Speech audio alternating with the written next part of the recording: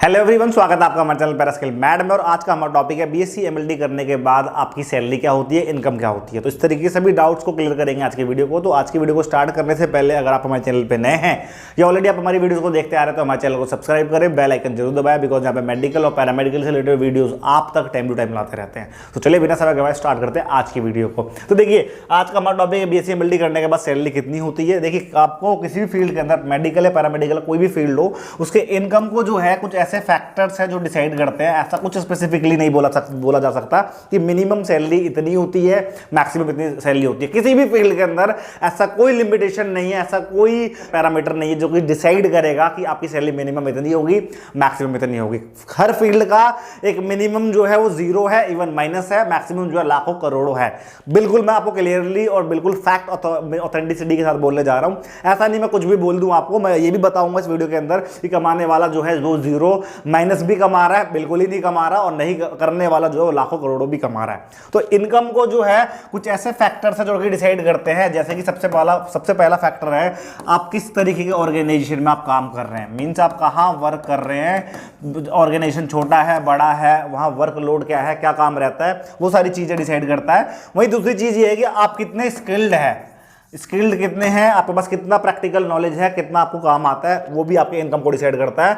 और तीसरी चीज बच्चों आपके लिए ये रहता है कि आप कौन से स्टेट में हैं, आपके स्टेट के हिसाब से भी वर्क करता है। और चौथी चीज बेटा ये है कि आप किस तरीके से काम कर रहे हैं, प्राइवेट सेक्टर के अंदर काम कर रहे हैं या आप गवर्नमेंट जॉब कर रहे हैं या अपना आप कर रहे हैं या आप क्या कर रहे हैं, अपना ओन लैब वगैरह आप कर रहे हैं। तो ये सारे ऐसे फैक्टर्स हैं जो कि आपके डिसाइड करेंगे आपकी सैलरी को। तो इन सभी फैक्टर्स को देखते हुए हम सभी सैलरी फैक्टर्स को समझेंगे, सभी इनकम को समझेंगे कैसे क्या रहता है।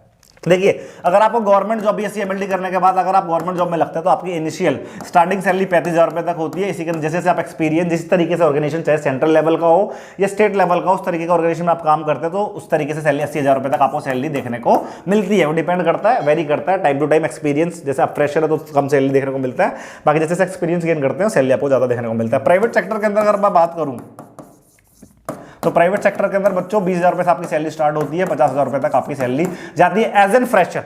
जैसे जैसे आप एक्सपीरियंस गेन करते हैं तो 70-80 हज़ार आपको देखने को मिल सकता है।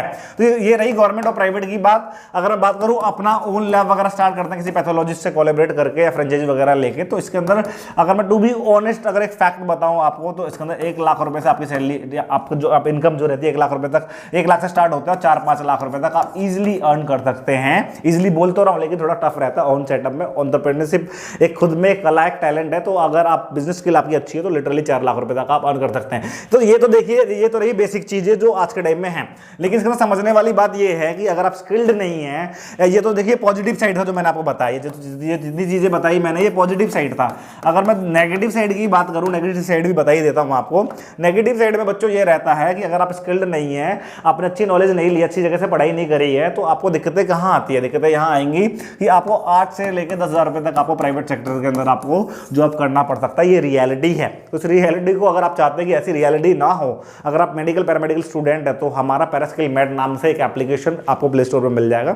वहां जाकर आप चेक करें, डाउनलोड कर सकते हैं हमारे ऐप को। वहां पर जाकर अपने से खुद से जो भी आप कोर्स कर रहे हैं पैरामेडिकल, उससे रिलेटेड कोर्सेज को देखिए। इंटरनेट पे सबसे सस्ते कोर्स हमने लॉन्च करा है वहां पे, तो वहां जाकर आप उन कोर्सेज को चेक कर सकते हैं, डेमो वीडियोस देख सकते हैं और उन कोर्सेज को एनरोल करके अपने एकेडमिक और कॉम्पिटेटिव चीजों को आप नॉलेज को बढ़ा सकते हैं। जरूरी नहीं कि आप हमारे एप्लीकेशन के थ्रू, आपके पास और भी ऑप्शन है। यूट्यूब पे आपको वीडियोज मिल जाएंगी, अदरवाइज आपको इंटरनेट पे आपको फ्री मटेरियल मिल जाएगा, वहां से आप पढ़िए, अपने एकेडमिक नॉलेज को बढ़ाइए। जरूरी नहीं कि आप यूनिवर्सिटी या इंस्टीट्यूशन कॉलेज के भरोसे रहे। अगर अच्छी पढ़ाई नहीं हो रही वहां पे तो खुद से पढ़ाई करना स्टार्ट करिए, अपने करियर को बेस्ट बनाइए, क्योंकि पढ़ना पड़ेगा, मेहनत करना पड़ेगा, प्रैक्टिकल नॉलेज को बढ़ाना पड़ेगा। ये सब चीजें आप कर लेते हैं डेफिनेटली आप बहुत अच्छा अर्न करेंगे। इनकम जो मैंने लाखों बोला, करोड़ों बोला, डेफिनेटली आप अर्न कर सकते हैं। अदरवाइज यही होगा कि आप इस फील्ड के लिए फिर नेगेटिविटी क्रिएट करेंगे, नहीं कमा पाएंगे, बिल्कुल नहीं कमा पाएंगे। तो it totally depends upon you, कितना मेहनत करते हैं, किस तरीके की मेहनत करते हैं।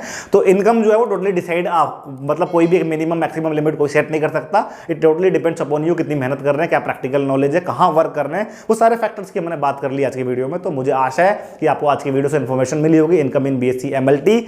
मिलेंगे इसी तरह की इन्फॉर्मेटिव वीडियो के साथ नेक्स्ट वीडियो में। आज और अभी के लिए बहुत बहुत धन्यवाद।